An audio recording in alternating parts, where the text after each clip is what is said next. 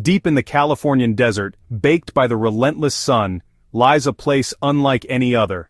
This is a land where the heat shimmers off the ground, creating mirages that dance on the horizon. It's a place that feels both timeless and forgotten, a stark contrast to the bustling cities just hours away. They call it Slab City, a name that evokes images of concrete and resilience, a fitting moniker for a place that stands defiantly against the norms of society. It's a town, if you can call it that, where the rules of normal life don't apply. Here people have built homes from whatever they can find, creating a patchwork of creativity and survival. This is the last stand of the free spirits, the refugees from the ordinary. Artists, dreamers, and those who simply want to live life on their own terms have found a sanctuary here. Slab City is a place that gets under your skin. Its art and installations are a testament to the human spirit's need to create even in the harshest conditions. It's a constant reminder that there's another way to live, even if it's not for everyone. Here, life is stripped down to its essentials, and every day is a testament to human ingenuity. This is a story about survival, about ingenuity. It's about making do with what you have, and finding beauty in the simplest of things. It's about a community that has chosen to exist on its own terms. They come together, not out of necessity, but out of a shared belief in a different way of life. Out here, in the middle of nowhere, they've built something unique, a place where freedom is more than just a word, it's a way of life. It's raw, it's untamed, and it's absolutely unforgettable. The landscape itself is a character in this story, shaping the lives of those who call it home. The air is thick with dust and the scent of creosote. Every breath is a reminder of the harshness of this environment. This is a place of extremes. From the scorching heat of the day to the bone-chilling cold of the night, it tests the limits of endurance. The sun beats down mercilessly during the day. Its rays are relentless, turning the ground into a furnace. At night the temperature plummets and the sky explodes with stars. It's a breathtaking sight, a reminder of the vastness of the universe. It's a harsh environment, but it's also strangely beautiful. The desert has a way of revealing its secrets to those who are patient enough to look. It strips away the pretense, forces you to confront the essentials. In Slab City, you learn to appreciate the small things, the moments of connection and creativity. This is Slab City, the last free place in America, a place where the spirit of independence and resilience lives on, and this is its story. A story of a community that thrives on the fringes, embracing a life that is as challenging as it is rewarding. Slab City wasn't always a haven for free spirits. It started with a different purpose altogether. During World War II, the U.S. military needed a place to train soldiers for combat. The desert, with its unforgiving terrain, seemed like the perfect location. Camp Dunlap was born. Thousands of young men passed through this desolate landscape, preparing for the horrors of war. The sounds of gunfire and explosions echoed through the valleys. It was a place of intense activity, of purpose and sacrifice. But when the war ended, the need for Camp Dunlap vanished. The military packed up and left, leaving behind the concrete slabs that had once served as foundations for their tents. The desert reclaimed the land, slowly erasing the traces of human presence. For years the site lay abandoned, a ghost town of concrete and memories. But the story of Slab City was far from over. Something new was about to emerge from the dust. The 1960s arrived, bringing with them a spirit of rebellion. Across America, people were questioning the status quo. They were searching for alternative ways of life, for communities that embraced individuality. Word began to spread about a place in the California desert, a blank canvas where you could live life on your own terms. It wasn't much, just some concrete slabs and a whole lot of open space, but for some, it was enough. The first settlers were a motley crew: artists, veterans, hippies, and outcasts. They came seeking refuge from a world that didn't understand them.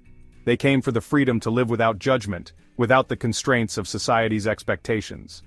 And so, Slab City was reborn. It wasn't a planned community, not in the traditional sense. It was more organic, a place where people could create their own reality. Section 4. A life off the grid. Life in Slab City is not for the faint of heart. It's a place where the harsh realities of the desert meet the resilience of the human spirit. There are no utilities, no running water, no sewage system. The landscape is barren, and the infrastructure is non-existent. The desert is an unforgiving landlord. The sun beats down relentlessly, and the arid conditions make survival a daily challenge. But the residents have learned to adapt. to make do with what they have.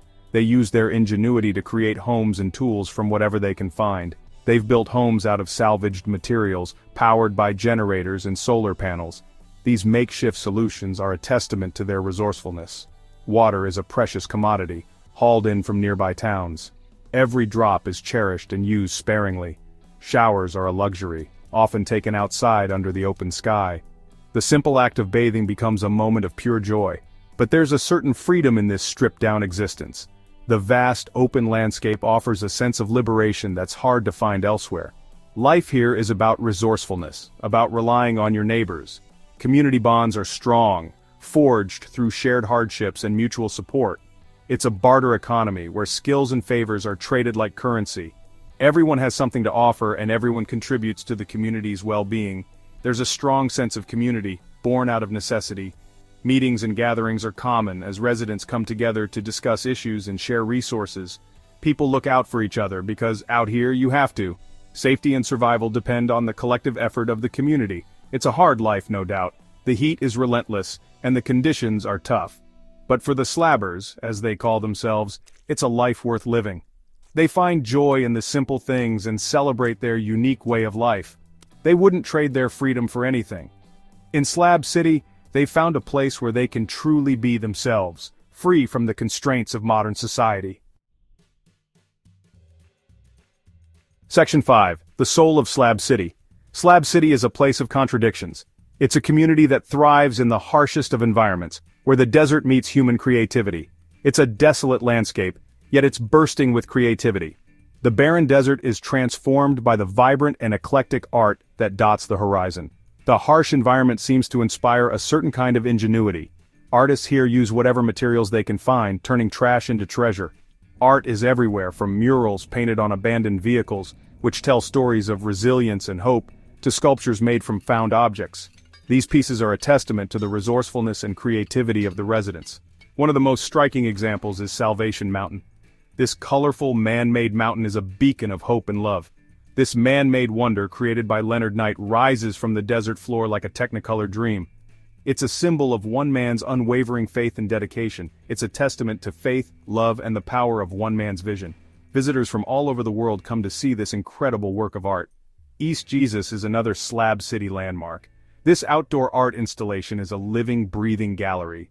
This outdoor art installation is a constantly evolving work in progress, a testament to the community's creative spirit. Artists are always adding new pieces, making it a dynamic and ever-changing space. It's a place where anything goes, where imagination runs wild. The art here challenges conventions and pushes boundaries. Music is an integral part of life in Slab City. It's a way for residents to express themselves and connect with one another. Every night, the sound of drums and guitars drifts through the air. The music brings people together, creating a sense of community and belonging. The Range is a makeshift music venue, a stage for anyone who wants to perform. It's a gathering place where residents and visitors come together to celebrate life and freedom. Here, under the open sky, the spirit of Slab City truly comes alive. Section 6. Freedom's Price Tag. Living off the grid, free from the constraints of society might sound idyllic and liberating. But freedom in Slab City comes at a significant price. There are no doctors, no hospitals, and no police. If you get sick or injured, you're completely on your own. The desert itself is a constant and formidable threat. The summer heat can be deadly, and flash floods are a real danger here. There's a reason they call this place the last free place, because most people wouldn't last a week out here. But for the slabbers, the risks are worth it. They've chosen to live on the edge, to experience life on their own terms. They understand that freedom comes with responsibility, that you have to be self-reliant to survive in such conditions. Section 7. An Uncertain Horizon. The future of Slab City is uncertain. The land is owned by the state of California, and there's always the threat that it could be sold. Developers have their eye on the area, with plans for solar farms and other projects. The residents of Slab City are fighting to protect their way of life. They formed a non-profit organization, Slab City Renaissance, to advocate for their community. They're working to purchase the land, to ensure that it remains a haven for free spirits. Whether they'll succeed remains to be seen, but one thing is for sure, Slab City has already left its mark. It's a reminder that there are still places in the world where people are living on their own terms, where the human spirit is alive and well.